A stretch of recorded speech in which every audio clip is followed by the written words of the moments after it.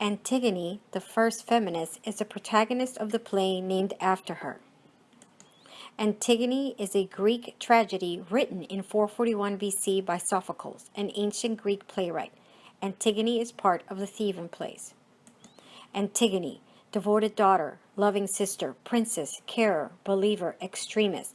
Her beliefs clash with those of her uncle Creon, father, husband, lawmaker, protector, king.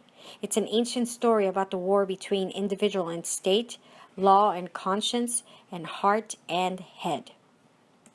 The chorus recounts the events leading to Antigone's tragedy. Oedipus, Antigone and his men's father, had two sons as well, Eteocles and Polynices. Upon Oedipus's death, it was agreed that each would take the throne from one year to the next. After the first year, however, Eteocles the elder refused to step down. Polynices and 6 foreign princes marched on Thebes.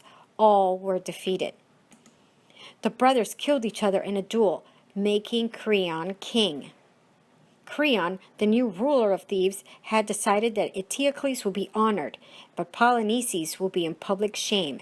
The rebel brother's body will not be sanctified by holy rites and will lie unburied on the battlefield, prey for carrion animals like worms and vultures, the harshest punishment at the time. Outside the city gates, Antigone tells Ismene what Creon has ordered. Furthermore, Creon has declared that anyone attempting to bury Polynices shall be publicly stoned to death.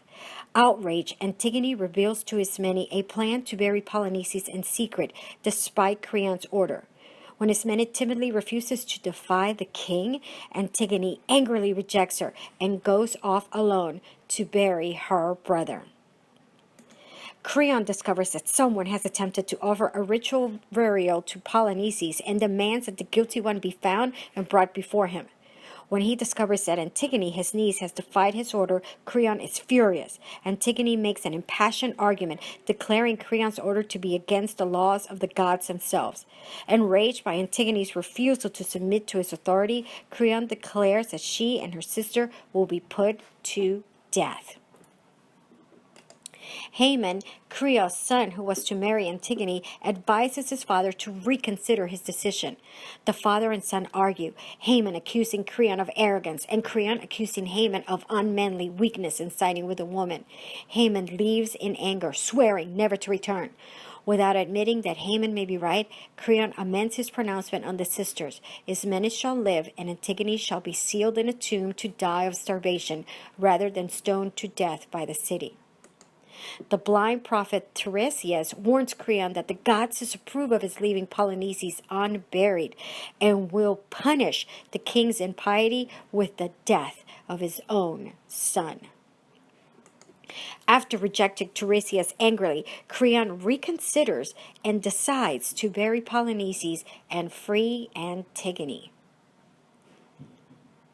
But Creon's change of heart comes too late. Antigone has hanged herself, and Haman, in desperate agony, kills himself as well.